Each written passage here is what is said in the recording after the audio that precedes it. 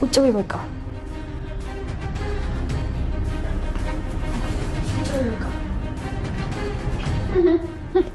የተናቀ ያስረግዛል አሉ እንዴ? ሉሊት ምን እየሆንሽ ነው? ያምሻል እንዴ?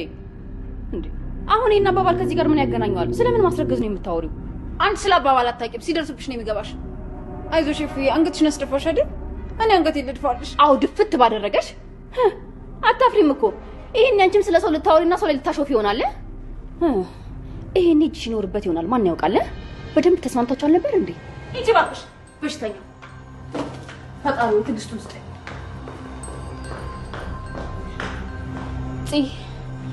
እባክሽ ሂጂና ዳጊን እንዲወርድ ንገሪልኝ። አይ ፉዬ እባክሽ ይቅርብሽ። ዝም ብለሽ ጥሪው። ከራሷ አንደበት ነው መስማት የምፈልገው። ፊት ለፊት አይኔን እያየ እውነቱን እንዲነግረኝ እፈልጋለሁ። እንደዛ ይሻላል ብለሽ ነው? አዎ ሂጂና ጥሪው። እሺ ካልሽ ልጥራልሽ።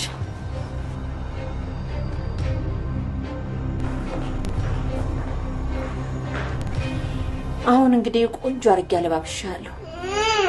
ቆንጆ መኪና ይመጣል። የሚያምር ቤት ውስጥ ነው የምንገባው። ቆይ ግን አንተ ልጅ አንድ ቀን እንኳን ፊት አይፈታም? ምን አለ እንደ ልጅ ብትሆን እንዴ? ሁሉ ጊዜ እንደ ሽማግሌ ደግሞ ቂም አትያዝ።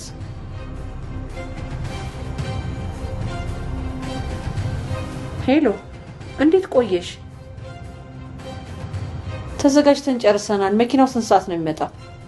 እና ብሩስ ክፍያው ቀድመሽ እንደምትልኪልኝ ተነጋግረናል አይደል? ስለሱ አታስቢ። አንቺ ብቻ ገንዘብ ይላኪልኝ።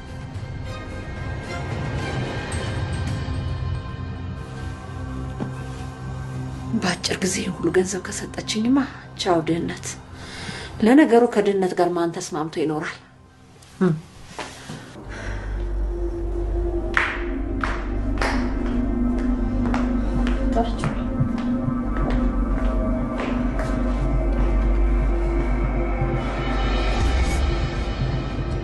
ዳጊ የምሰማው ነገር እውነት ነው? ቆይ ምንድን ነው ያደረከው? በጠዋቱ እዚህ ምን ትሰሪያለሽ? ምን ማለት ነው? እንዳልኩሽ ነው። በጠዋቱ እዚህ ምን ትሰሪያለሽ? መልስልኝ ዳግም፣ እውነቱን ንገረኝ። እውነት ብሩን ወስደሃል? ትናንት ቤት የመጣው እኔን ለመጠየቅ ሳይሆን ብሩን ለመውሰድ ነበር? አዎ። አይገርምም?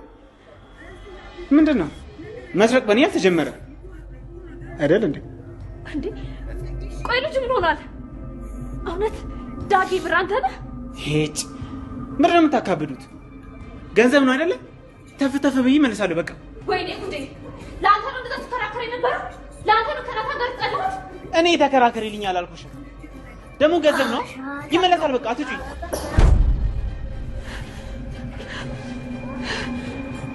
ድፍረትሽ። አሁን በቃ ወደ ቤትሽ ሂጂ። ደግሞ ጽዮን ሁለተኛ ወደ ክፍሌ እንዳትመጪሽ።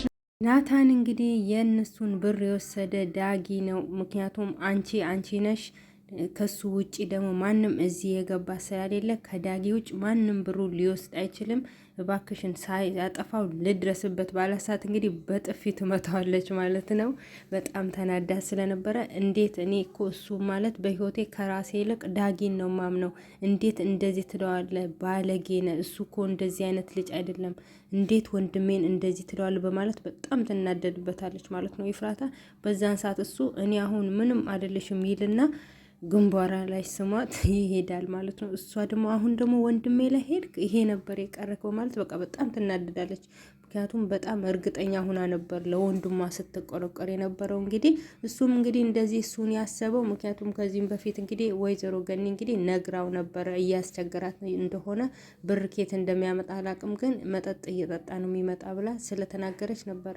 ናታን 100% እርግጠኛ ሆኖ እሱ መሆኑን አውቆበት ሊቀበለው የሄደ ማለት ነው። እንግዲህ ሉሊት መላጢት ብላ ስም ስላወጣችላት እንግዲህ በጣም ተናዳ እንግዲህ ጸጉሯን ፈታ ወደ ላይ አንጨባራው ነበረ። በዛን ሰዓት እነጺም አይተው ሁሉም እየሳቁባት ነበር ማለት ነው። ሁሉም አቤልም አይቷት እንዴ ምን ሆነሽ ነው? ምንድነው ጸጉር ስል እንዴ እኔ ሰው ነው እንደምትናገሩ በቃ ምንም አውቀሽ ነው ምናምን ስል እናንተ ብቻ ናችሁ ጸጉራችሁን የምትለቁት የምትዝናኑት ምናምን ብላ ስትመልስላቸው ነበር። እነሱም በቃ ስቀው ወደ ውጪ ይወጣሉ ማለት ነው።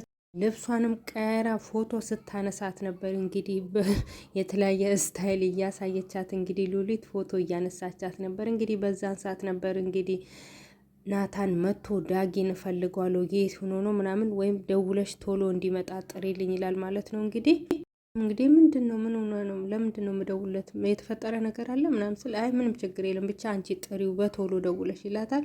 እሷም እንግዲህ ደውላው ትጠራለች ማለት ነው። እንግዲህ ጠይቆት ነበር ቤት መተ ነበር ስል አሁን እንዴ እህቴን መጠየቅ አልችልም እንዴ ምናምን ስል እሱማ ትችላለህ ግን የወሰድከውን እቃ ቶሎ ብለህ አምጣ ይለዋል ማለት ነው። በዛን ሰዓት እንግዲህ ነገኒም ይደነግጣሉ ማለት ነው። እነሱም በዛን ሰዓት እንግዲህ በቃ እንትን ሲሉ ምንድን ነው የተፈጠረ ብትለው እንግዲህ ገኒ በጭራሽ አይነግራቸውም ማለት ነው። እሱ ደግሞ እቃውን ብቻ መለስ ይለዋል። እሱ ግን ምንም ነገር እንዳልወሰደ ይክዳል ማለት ነው ዳጊ እና አቤልም እንግዲህ ከውጭ በገቡ ሰዓት እነሱንም ወደ ላይ ሄዱ ሲል እንግዲህ አቤል ከኋላ ቆሞ ነበር። እንግዲህ ቶሎ የወሰድከውን ብር አምጣ ሲል በዛን ሰዓት እሱ ይክዳል። በድጋሚ ምንም ሊነግረውም አልፈለገም። እንግዲህ እንደዛ ይልና በጣም ይገርፈዋል ማለት ነው። እናቴ ድረሽልኝ ሲል እንግዲህ ወይዘሮ ገኒ እየሮጠች ትመጣና ትይዘዋለች ማለት ነው።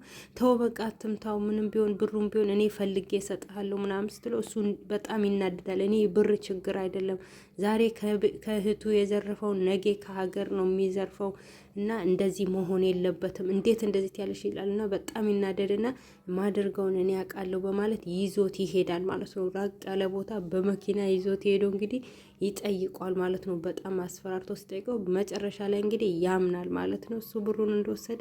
እናም ደግሞ አጥፍቻለሁ፣ ቁማር ነው የተበላሁት፣ እሱን ከፍዬ ነው ለዚህ መመለስ አልችልም ሲለው እንግዲህ ናታን ደግሞ ምንም ቢሆን ነገ ጧት ብሩን ይዘ መምጣት አለብህ ግድ ነው ምናምን ስል ከየት አመጣለሁ ስል ይሄንን ከመውሰድን በፊት ማሰብ ነበረብህ ይለውና ትቶት ይሄዳል ማለት ነው። እንግዲህ እስካሁን ድረስ እህቱን አላገኘም። እንግዲህ ሄዶ ነበር እንግዲህ ልጁን ያስቀመጠበት ቦታ የነናታንን ልጅ እዛ በሄደ ሰዓት እንግዲህ እህቴ እዚህ መታ ነበር ወይ ብሎ በጠየቃ ሰዓት እንግዲህ እንዴ ባለፈው ምግብ ልከህልኝ አልነበር እንዴ እህት እኮ ይዛልኝ መታ ነበር።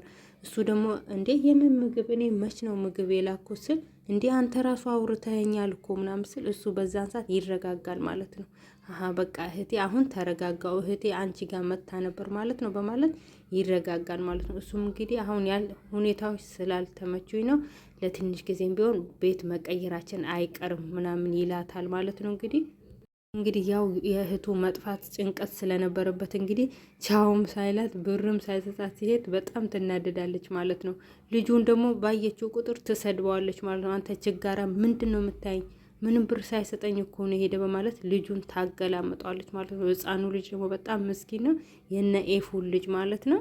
ቤትም እንግዲህ ትንሽ ልታበሽቃት ፈልጋ ነበር ማለት ነው። ግን ሉሊትን ትቆጣታለች ማለት ነው። እንዴት ነው እንደዚህ የምትሄድ ደግሞ ሰበብ አገኘው ብለሽ በዚህ ልታበሽቃት ነው ትልና ሉሊትን ትቆጣለች ማለት ነው። እንግዲህ እሷም እንግዲህ ገኒ አይዞሽ በቃ ያጋጥማል እኮ ልጅ ነው ምናምን በማለት እንግዲህ እሷ ከጎኗ ሁና እንግዲህ ይሄንን ልብስ ደግሞ ቀይሪ በማለት ይዛት ወደ ውስጥ ትገባለች ማለት ነው። በዛን ሰዓት እንግዲህ ሉሊት እንግዲህ አቤልን ምንም አትሉም ፍቅራችሁ ምናምን ትልና ደግሞ አንቺ ነሽ ስለ ፍቅር የምታውቂ ምናምን በማለት እሷ ደግሞ ከዙ ጋር ጥል ትጀምራለች። አንተ ምን ሆነ ነው የእሷን ጸባይ አታውቅም እንዴ? እኔ ለአንተ ብዬ ነው ምናምን ስል ስለ እኔ አያገባሽም ይላታል።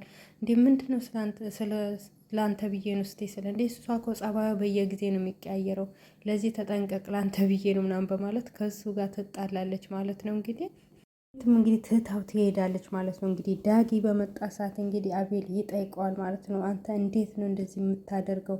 ምንም ቢሆን ከእህት እንዴት ሰርቃለች ስል ዝም በል አንተ በቤተሰብ መሀል አያገባህም ምናምን ይለውና ዳጊ ይቆጣዋል ማለት ነው። እንዲህ ከኛ ጋር አብረህ ስትኖር ቤተሰብ የሆንክ መሰለ እንዴ በማለት ይቆጣዋል ማለት ነው። በዛን ሰዓት ትመጣናት በጣም ትናደዳለች። ምንድን ነው ያልከው በማለት እንዴ ለአንተ አዝነን ዝም ስንል እኮ ጭንቅላታችን ላይ ወጣ በማለት ዳጊን ትቆጣዋለች። እሱም ሊመታ ሲል እንግዲህ ይይዘዋታል ማለት ነው። እንግዲህ ዳጊ አቤል እሱ ይይዘዋል ማለት ነው ዳጊ። በዛን ሰዓት እንግዲህ ሶስቱም ይጣላሉ ማለት ነው። እንግዲህ ከሱ ጋር ሁለቱ ነው ይጣላል። አንተ ለሷ ብለህ እኔ ልትመታኝ በማለት ዳጊም እንግዲህ ይፎክራል ማለት ነው። እንግዲህ እቤት በሄደ ሰዓት እንግዲህ እሷ በጣም ተናዳ ነበር። የታል ታዲያ ብር ያመጣኸው የታል ታዲያ በማለት አሁንም ትጮኻለች ማለት ነው። ኤፉ ናታን ላይ በቃ እንዴት አንተ ዝም ብለህ ወንድሜን ጥፋተኛ ያደረግከው? እሱ ደግሞ እባክሽ ዝም በይ በቃ ዝም በይ፣ ምንም ክፉ ቃል አይናገራትም።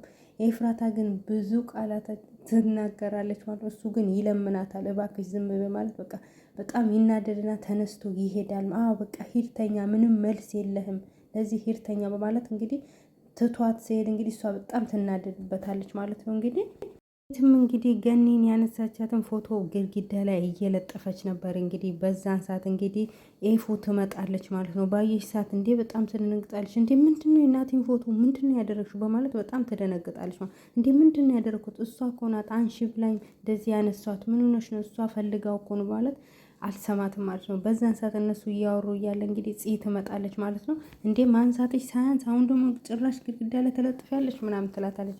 በዛን ሰዓት እባክሽ አንቺን ከሰማችሽ እስኪ ታውርደው ንገሪያት ምናምን ትላለች ማለት ነው። እንግዲህ እሷም እንግዲህ የመጣችው እንግዲህ ያው ዳጊን ሁኔታ ለማጣራት ነበር። ከዛም በፊትም እንግዲህ ናታን ደውሎ የት ነች ስላት እንግዲህ ሁኔታውን ለማወቅ እንግዲህ እቤት እየሄድኩ ነው ብላ እንግዲህ ነግራው ነበር ማለት ነው። እንግዲህ ሳሻ ዛሬ ደግሞ ግድግዳ ላይ ለጠፍሻት ትላታለች። በዛን ሰዓት ኤፉ ትሰማና እንዴ ጭራሽ እንዴ ገኒ ምን ሆና ነው እንደዚህ እሷ ናት እንዴ ያነሳቻት በማለት ጠይቃታለች። አዎ ትላንት እኮ ከግርግሩ በፊት እንግዲህ ፎቶ ሲነሱ ነበር ትላታለች። የምን ግርግር ምናምን ስል ያው የወንድሜና የዳጊ ምናምን ትላለች።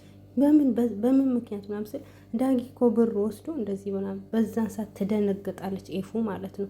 እንዴ እውነት ዳጊ ወስዶታል? አሁ እንዴ ወስዷል። ኧረ በጭራሽ ምናምን ስል አዎ እሱ እኮ ዳጊ እኮ አምኗል ብሩን እንደወሰደ።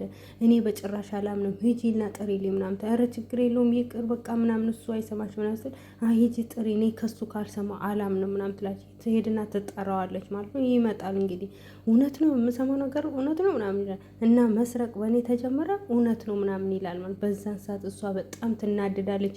ወይኔ ዝም ብዬ ነው ከናታን ጋር እንደዛ ስጣላ የነበረው ለአንተ ስታገል የነበረው በማለት በጣም ትናደዳለች ማለት ነው። ለአንተ እኮ ስከራከር ነበር ምናምን፣ ማን ነው ለእኔ ተከራከሪልኝ ያለች ሰው አለ ምናምን በማለት ያላግጥባታል።